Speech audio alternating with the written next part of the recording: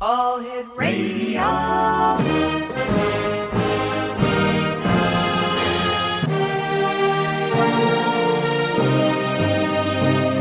Welcome to the X Zone, a place where fact is fiction and fiction is reality. Now, here's your host, Rob McConnell.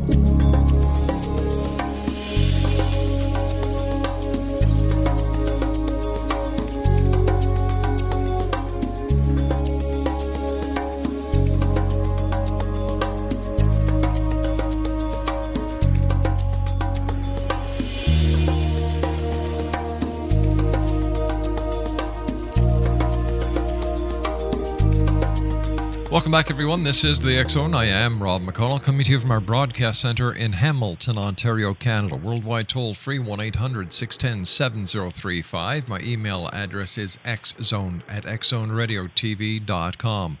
On all social media sites, X Zone Radio TV. And you can listen to us 7/24/365 at our main website at www.xzoneradiotv.com. The X Zone store is now officially opened. The X Zone Christmas store is also open now, because this is the season to be jolly, right, guys? The website is www.xzonexmas.com. xzonexmas.com.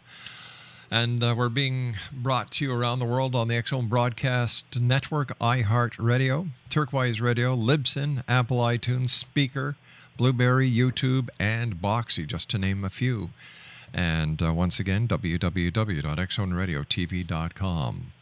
My guest this hour, X Zone Nation, is Cahira O'Donnell. She was brought up overseas and has lived with several local families and many cultures, giving her a wide perspective and a rich history to draw upon. Armed with her multicultural history, combined with the degree in psychology, lifelong immersion in indigenous practices, esoteric studies, and a deep understanding of human nature, Cahira creates multifaceted characters and stories that are engaging, dynamic, realistic, and boldly erotic.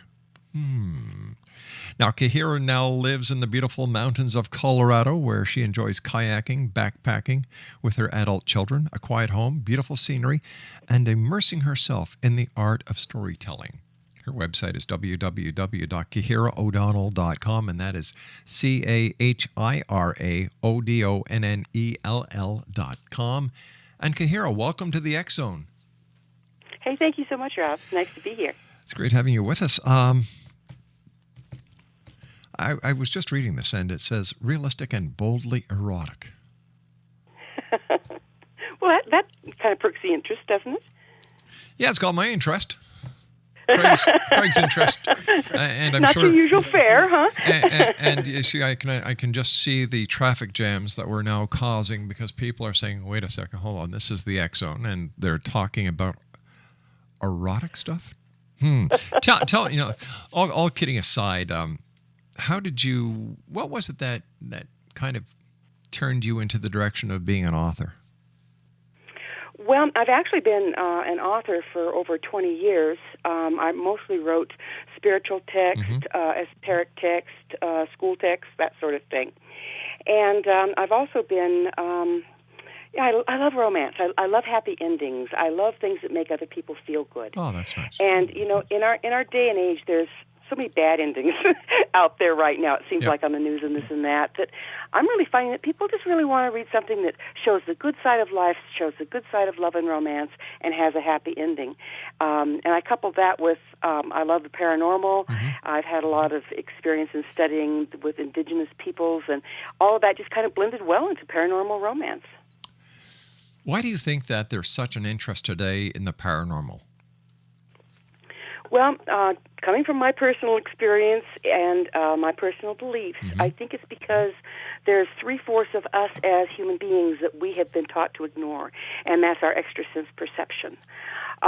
Also, I work a lot with intergalactic and science fiction romance, because I think that's another thing that's out there, that's real, that exists, that we've been taught to shut down and ignore. And the romantic genre, or the fiction genre, gives us an opportunity to write stories that people don't have to take seriously, but that can open their imagination to the infinite possibilities of human nature, whether it's earthly human or extraterrestrial. That there's just so much out there that our imaginations have been shut down, and storytelling can open that back up so that we can actually access our own gifts. It's so nice and refreshing to hear that approach, because in today's society, people are just inundated with all the data that takes away from the imagination. Like, reality is front and center in everybody's life, and I believe that the exercise that the imagination used to get doesn't get it anymore. So I'm looking forward to speaking with you this hour. Exonation, our guest this hour is Cahira O'Donnell, www.cahiraodonnell.com, and we'll be back on the other side of this 2-minute commercial break as we once again visit that land called the land of advertisers. Woo! We'll be back on the other side of this 2-minute commercial break as we continue here in the X Zone from our broadcast center in Hamilton, Ontario, Canada. Don't go away.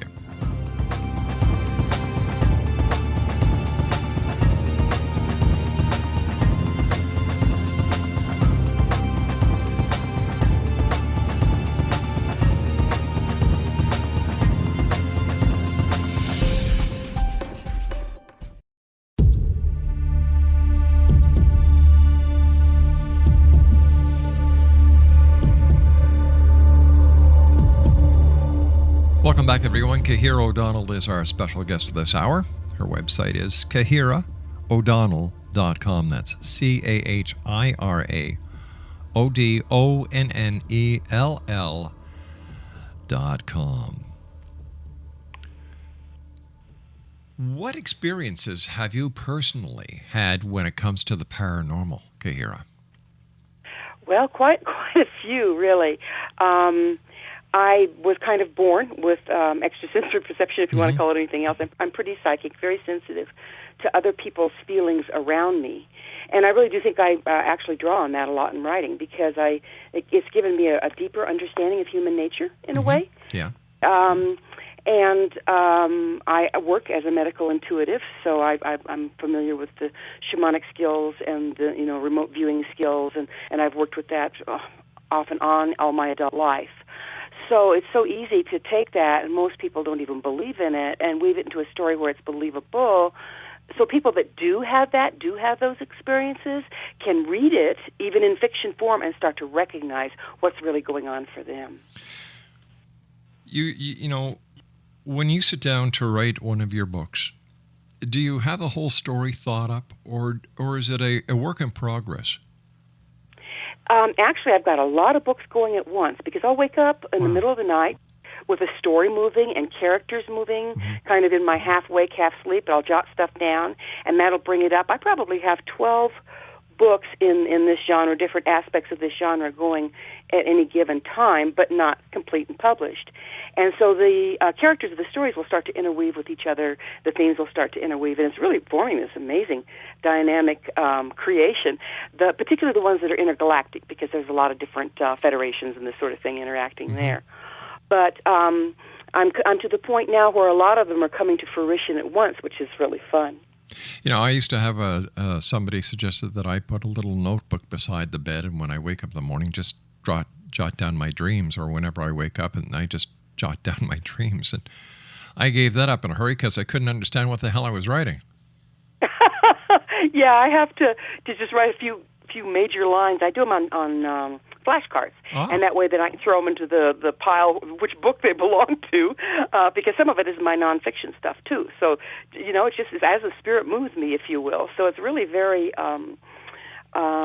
spontaneous, and yet when I get done, it's almost as if I started from beginning and end and thought it out, and there's a plot and everything else. It's really kind of fascinating to watch. So I would imagine that when you're writing all these different books at the same time, it's just like sitting down in front of the TV and going through the remote control from channel to channel to channel in it, but except in your case, it's from script to script to script. Yes, and when you switch that channel, suddenly you're immersed in that particular program. Fascinating. It's like you've never left it. So the series, I remember what they did last week, that kind of thing. Mm-hmm. What is your favorite genre? Now you write, I know you write many paranormal romances, but is there one specific type that you like writing more about than another? Well, I really like the science fiction. I was an old Trekkie, and it leaves you with so many opportunities to express different aspects of people as in being alien traits. So you can really concentrate on, say, the protectiveness of a male or the intuition of a female, if they're being represented in races that carry that very heavily. So it's really fun there. I really have a lot of fun there. But I do a lot of military, special ops. Right. I like that. I like shapeshifter. I do a lot of vampire. But what's really, really fun is they tend to interweave. So, like, I have science fiction that one of the races are vampiric in nature, and I have like the one I'm just got, the one that's out right now, The Long Dark Night. Mm-hmm. They start out in a special ops, end up, in a battle zone, go clear across the world to Iraq, but they end up on a ranch in Wyoming, and working on a ranch. So there's aspects of all of that going on. Plus, the heroine is psychic, and that's what drives the whole story. Wow. So it's fun to watch them interweave. So, what kind of research do you do for your books? Because I'm sure that there has to be research done in order to get the plots right and to get the different types of paranormal events that you incorporate in your books, right or wrong, because people will hold you accountable for that, I would imagine. Well, absolutely, and there's no point putting something out there that's just kind of half-cocked. I mean, the whole point here is writing in a fiction format, but with real believable stuff that can be incorporated in people's lives. And so, say, for instance, I have a whole bunch of friends that I draw on, military friends. Some of them were from the Desert War. Mm-hmm. One of them, actually, his son was among the ones that was in SEALs that got captured by the Iraqis. Oh my gosh. Or the Taliban. Yeah, his sons, and I was actually visiting them at the time that happened. So I was getting inside intel, that you normally wouldn't. And so I can call on these people. Okay, so what kind of a gun would they be using for this? What kind of helicopters would they be using for that? That sort of thing. And then my children, the father of my children, I was married to him for 20 years. He used to fly, train people in aerobatics, and also he was an excellent commercial pilot, and he worked with military, interface with military liaison with, and he still does that. And so by osmosis, I got a lot of information about aviation and flight paths and different, airplanes, been on all sorts of them. Wow. So, I can always call him and ask him particular questions. So I do research all of this. I have a lot of medical background.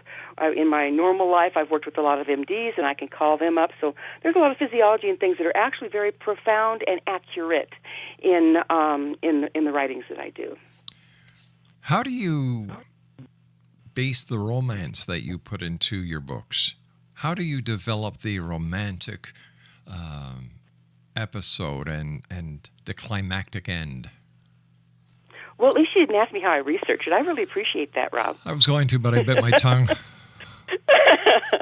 Well, they just kind of grow organically. There's the character development that automatically happens between the heroine and hero, and they're very dynamic people. The relationship becomes very dynamic, and the whole interaction just kind of automatically develops from the characters themselves.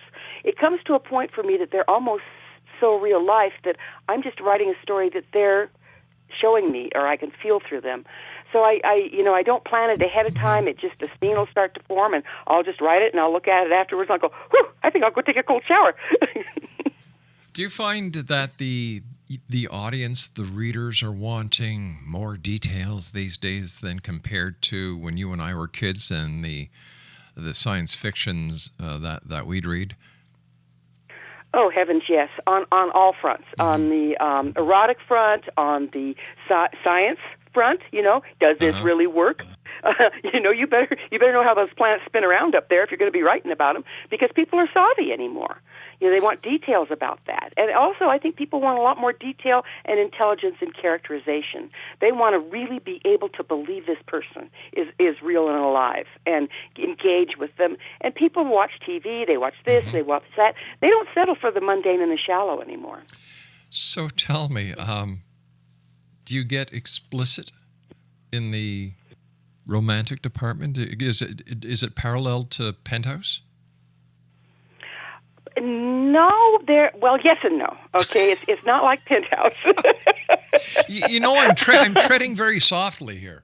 You're doing very well, Rob. These are adult romances. Okay, they can be explicit, they can be detailed, but there's also a deep level of mutual honoring, respect, development of the male-female relationship that I quite frankly find lacking in a lot of these kind of stories. I agree with you. And some of mine are more one way than the other. It just depends on how the story gets written. There's in today's books, whether it's magazines or what, there is a lack of respect that's going into the books. And I'm so happy to hear you talking about the way that you write, because an author is a teacher. An author gives out lessons. An author gives out ideas. So it's commendable. Thank you, because that is, if you want to talk about why the erotic aspect of romance ends up in these books, it's because it is, I see, this is my take, but out there in our media, in our advertising, in our clothing, in everything, sexuality is exploited and cheapened to nauseam. And people are objectified, and true romance and true relationship has become very shallow because of it. So putting an example out there of what it can be like, what true honoring can be, even though there is, physical relationship, or specifically when there's physical relationship, is what I would like to add to the world. Unfortunately, in the world that we're in right now, based on the media, and I blame the media a lot for the evils in life. For example, when you turn the news on, the creed is, if it don't bleed, it don't lead. Yeah, isn't that lovely? That's true. Yeah. And sex sells.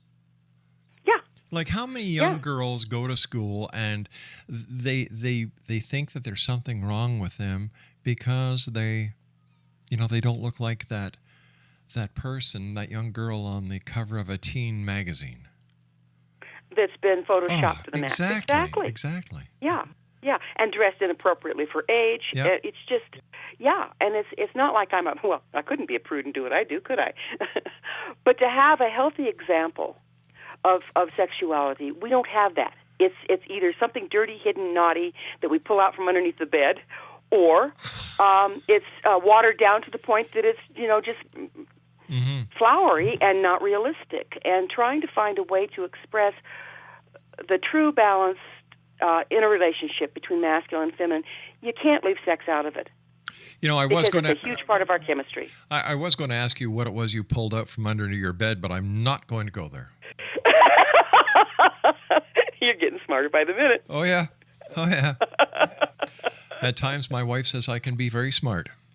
I was actually thinking more of teenage boys and flashlights. Okay. There's a verse that is coming into my mind as this conversation is going on, and it keeps on saying, "And lead us not into temptation." Don't go down that road, Rob. Don't go down that road. Cahira, you and I have to take our news break at the bottom of the line. Great having you with us. It's nice to know that there's authors out there who have morals and who are honest and want to get the right message across. Hats off to you. Exo Nation, Cahira O'Donnell is our guest, and we'll both be back on the other side of this commercial break with the news as we continue here in the X Zone from our broadcast center in Hamilton, Ontario, Canada. Don't go away.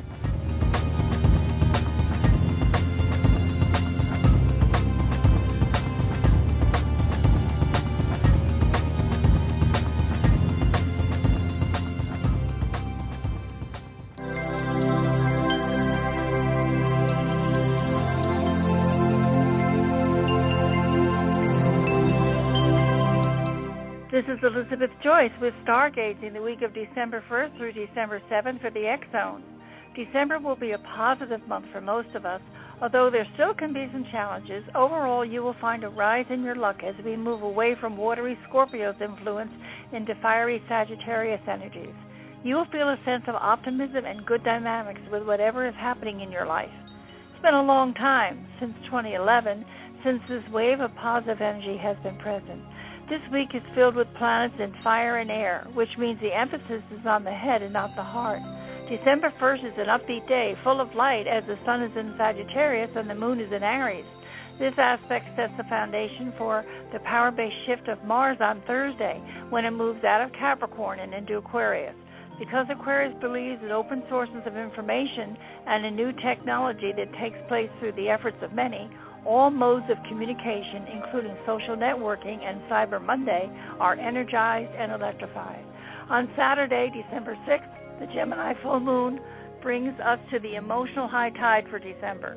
Like any full moon, this one reminds us to finish what we've started and find resolution to relationship issues or anything else that's hanging in the balance. This Gemini full moon connects with Mars and Aquarius because it makes two positive connections to Uranus and Aries.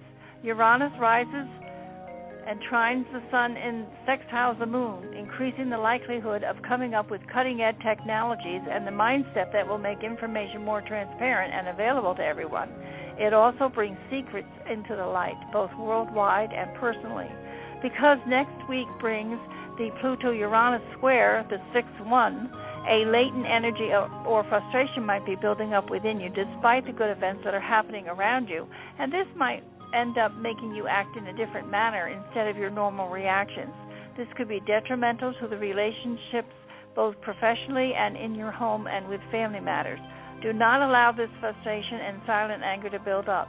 Meditate and work on it. Try to talk things over with people and reason things out rather than carrying grudges. Be careful from now until New Year's Day, as health issues could become chronic if you are not careful. Don't worry or be stressed out about your health unnecessarily. Just take your nutrients, be careful about what you eat, and of course, how much you drink. You will be grateful and pleased at how people in authority support you this month. Allow yourself to be positive and feel creative and other satisfaction as you approach the holidays.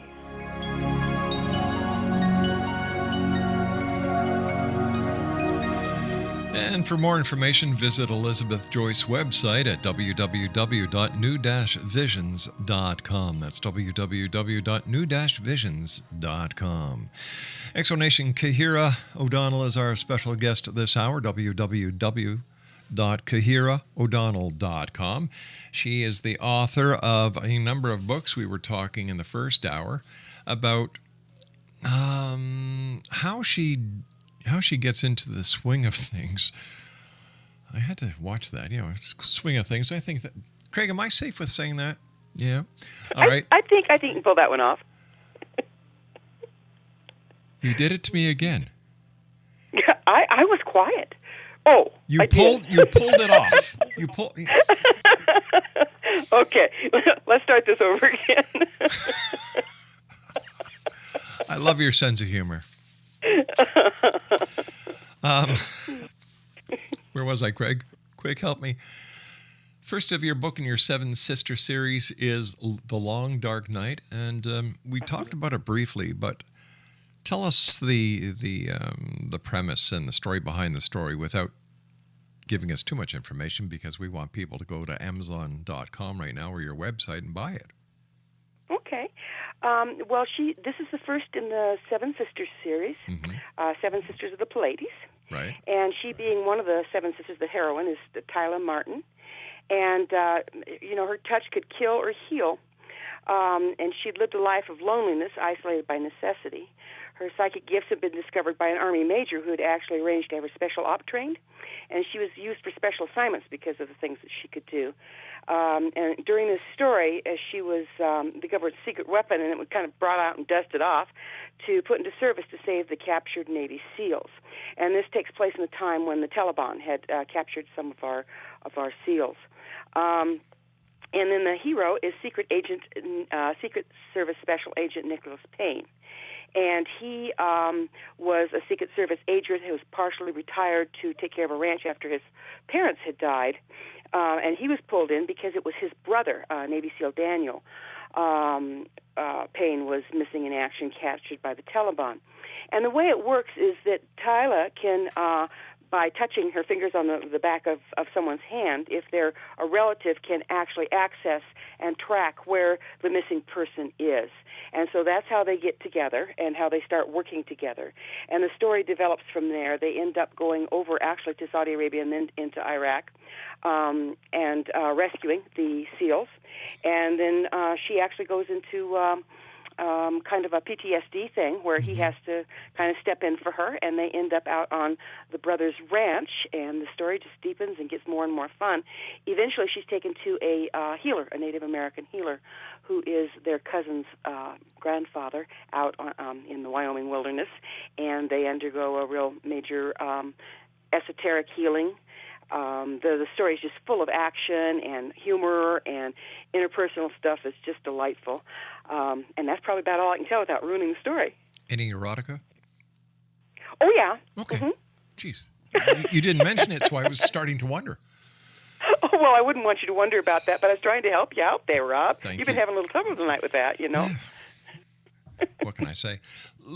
You know, because you wrote this book, and it does involve the military. What is your opinion? Because I know that you know a number of people within the military. You shared some information with me off air that I'm not going to get into, but no, the good stuff.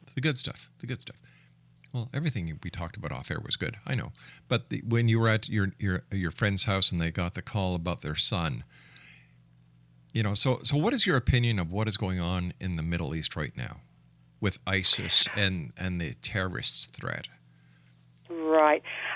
It's difficult for me to really state an opinion because I'm not sure of the validity and quality of the information we get over the media. I agree. So I kind of agree to just sit back and watch and not make an opinion and just, watch what's going on, watch what's coming in, see how it feels, that sort of thing.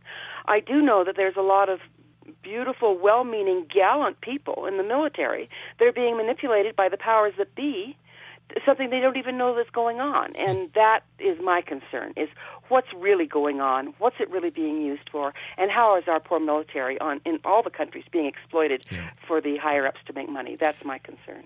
They're pawns in a game of chess that involves billions of dollars. Exactly. Yeah. Exactly. My heart goes out to them when they come back home, and so many of them are suffering with PTSD, and the care that they deserve for the protection and the fighting for democracy that they do. And it's so wrong. It is so wrong. And when the president sent over all these people to Africa to fight the Ebola or be part of the fight against Ebola, I couldn't understand it, because we can't take care of the people that are coming home now from war theaters. What are we going to do with people who come back here with Ebola? We can't take care of the PTSD.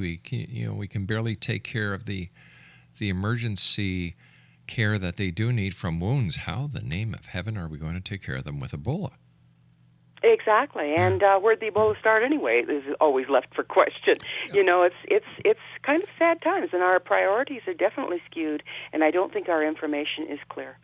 So it's really hard to set an opinion, but certainly trying to hold a truth and sit back and say, okay, what's mine to do here? What's mine to participate in? What's mine to get on the bandwagon about? Because usually there's an answer, and it's usually none of it. Exactly. It just makes me wonder what is really going on. The story behind the story that we never seem to get. Exactly. Exonation. Cahira O'Donnell's our special guest. Her website is www.cahiraodonnell.com. What's next in your series of books? Now, the first book in the series is The Lone Dark Night. What comes after that? Yeah, The Long Dark Night. That's the one that's out as we speak. And then in the Seven Sisters series, the next one that's going to come out is called Ghost Hawk. And that's the cousin of the hero in The Long Dark Night. He's part Native American and part Lakota, actually, and it's a really fun one. He finds his lady out on the ranch, buried in the snow after a car accident. So it gets very dynamic. The next one that's going to come out, though, is actually out of a different series, and that series is the Darkonian Chronicles, and the one that's going to come out is the Chalice of Cahira. And that's a really fun story. It takes place in the slight future, and the heroes are alien, but they're humanoid, and the heroine is human that had special gifts here. And the theme of these stories is of course, the people off planet. They're for whatever reason, running more females being born than males, and the males are searching for their predestined mate. A lot of them are being found on the Earth during these times of turmoil when, there's a lot of deaths going on from, natural disasters and this and that and the next thing. And they have a ruling and a coalition that makes sure that there's no exploitation, so they can only take their mates at the time of their death on Earth and then heal them, and then they end up with this whole new life. With a different race on a different planet or doing different things. There's a lot of military involvement there, a lot of dynamics with different galaxies and customs and pirating and, exploitation and all this fun stuff. And the heroes and the heroines get to dance a lot with making a difference in that arena. So it's a really fun one, and it should be out probably in about 3 months. And that one's going to be the Chalice of Cahira. Talking about aliens, do you think that we are being visited by people from other planets? Well, how can we not be? I mean, I have a scientific background, and statistically speaking, it's impossible that we're not. Statistically speaking, it's impossible that we're the only ones. And, I think that one of the misnomers we have is that people have to use our technology to get here, when indeed our awareness can travel across the universe and beyond. That's what shamans have been doing for eons, and that's where the Egyptians came, the work that they did. That's where the Mayans got their information for the calendars. There's no way they had an information base or a knowledge base back then to do the Mayan calendar as accurate as it was, because it actually charts the movement of galaxies and planets. But when we consider that people can actually commune mentally and psychically across great distances, then that changes the whole equation. So I think that kind of information is being exchanged on this planet and has been for generations. Why do you think the governments of the world are suppressing this information? Wouldn't it be to the world's benefit to share the information openly with the visitors? Of course, but then follow the money. A lot of the more advanced ones that I've got a sensing of, whether it's through writing fiction or just, whatever way it comes to me, is, our way of commerce and money and exploitation is way, way, way, way, way backwards. And so if we can assume that we evolved beyond that, and if we can assume these people have evolved beyond that, it certainly doesn't serve the powers that be to associate openly with them here. Because of the violence, because of the illness, because of the pollution, global warming, and everything else that is negative happening on the Earth today, why would aliens from another planet who would be far more advanced than we are technologically as well as genetically, why would they come here? What do we have to offer? Well, why would we go to Africa to fight Ebola? It's on the same planet. Because we don't want it leaving Africa. That's the God's truth about it. That's a good point. Yeah. Well, I really believe, from a lot of things I've looked in, a lot of studies I've done, a lot of the other research that I've done, is that Earth is really coming into a time of huge transformation. And we have a possibility of evolving well beyond our limitations, and that's drawn attention to us. And a lot of it has to do with where we are in the galaxy at the particular time, based on the Mayan calendar and the prophecies of coming into a really higher frequency time where we can change the nature of human nature. And so it's a curiosity. Why do we go study monkeys? Well, because we want to find out why they throw their dung all the time. I don't know. There you go. Yeah. But when you look at what's going on this planet, if they were there, why wouldn't they help us? Why wouldn't they say, all right, guys, there's an energy crisis. Listen, we've been watching you guys for thousands of years, thousands and thousands of years. You know what? You're trying, you're struggling. We can see the strife. We can see the agony. We can see all the pain and the sorrow. We're going to help you out.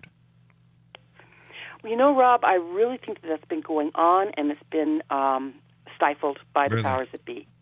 I've met a lot of different scientists that have been working on different alien technology. They speak openly that this is coming to them in their dreams, and they feel like it's coming from somebody off planet. Perpetual motion machines, toroidal field technology, all sorts of this kind of stuff. And you know what happens to them. Here come the black helicopters, and they're threatened, and their stuff is outlawed, and stuff is taken away. We have been given, I believe, numerous times, all sorts of solutions that would change the face of the way we run energy. And it's been covered up. Stand by. You and I have to take our final break for this hour. X-Zone Nation. Cahira O'Donnell is our very special guest. It's great having you with us. Thanks for joining us tonight.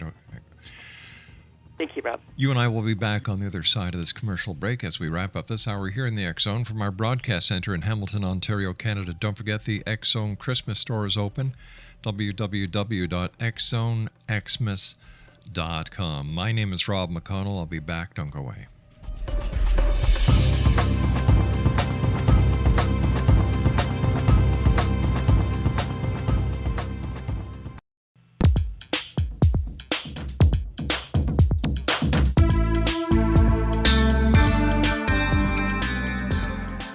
Cahira, you and I were talking before we went to the break about people in the scientific community who have openly talked to you about getting the information in dreams and so on, and how the projects, the information, as well as the results of the projects are being stifled. But if that is the case, let me ask you a question. Hypothetically, if that is the case, why wouldn't the ETs just do a landing in Washington, in Ottawa, and every major capital of the world so that their existence could not be denied any longer? And if in fact the leaders of the world are all part of this global cover-up with members of the New World Order and the shadow government, why don't they just erase them? Goodbye. And bring us back to a starting point where we could actually evolve into the species that I believe we were meant to be. Meanwhile, back in the caves. I'm not saying go that far back. I'm not saying go that far. So that's a really good question, Rob, one that I can't answer. Yeah. But I really do think that the reason that I'm writing this kind of fiction is because it's a way that some of this information can slide in through my unconscious and into the general consciousness of the people that care to read it. And that can start opening people up, because I really feel it has to hit at the grassroots. Yeah. I mean, the only power these governments have is the illusion that they hold over us. But, and the more genres that we have out there that show people, even through fiction, that there are other opportunities, there are other ways of being, there are other people out there. Love can be love. There can be win-win scenarios. Sure. There can be camaraderie. The more that we get that into the general public, each of us through our own gifts, the more it's all around us. You just open your eyes. Like the Matrix said, this is the world that's been pulled over our eyes. So even if, when I was in psychology, I have a degree in it, a guy walked into our classroom and held up the prof with a banana. And afterwards, everybody was told to write down everything they saw. Nobody saw the banana. Everybody saw a gun. Now, that is how, never underestimate the power of denial. That's how programmed many of us are. And deprogramming from the grassroots up through fiction, through stories, through music, through science fiction, through actual, esoteric writings. Yeah. I think that that's the way to start preparing us to accept the reality of other life. So is it possible that mainstream media is being used by the powers to be to dumb down the public and let the public think that they do not have any rights, that they are being suppressed, instead of giving the public the power that they have by simply voting? And for, like, I'm not saying go and cause the problems like they did in Fergus. I think that was way overboard, especially when you want justice. Justice is served and you're not satisfied with the way justice went, so you burn down a city. Yeah, really. No, I totally believe. I mean, the media is way too powerful of an avenue for it not to be exploited and totally controlled by the ones in power. And so is food, okay? So is health care, so are drugs. Everything out there is being used to keep people in the dark. The mushroom scenario. Yeah. But we as individuals can give through our gifts to each other, and we can read other things. We can look at alternative sources like your radio show and just stop immersing ourselves in the stuff that we know isn't true.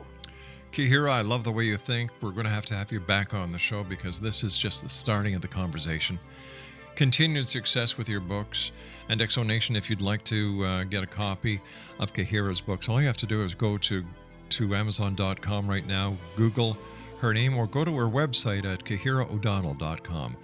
Until the next time you and I meet, my friend, take care of yourself. Thank you very much for sharing your time and evening with us. And happy dreams. Thank you, Rob. Bye-bye. Bye-bye now. I'll be back on the other side of this commercial break with the news as we continue here in the X Zone from our broadcast center in Hamilton, Ontario, Canada. Don't go away.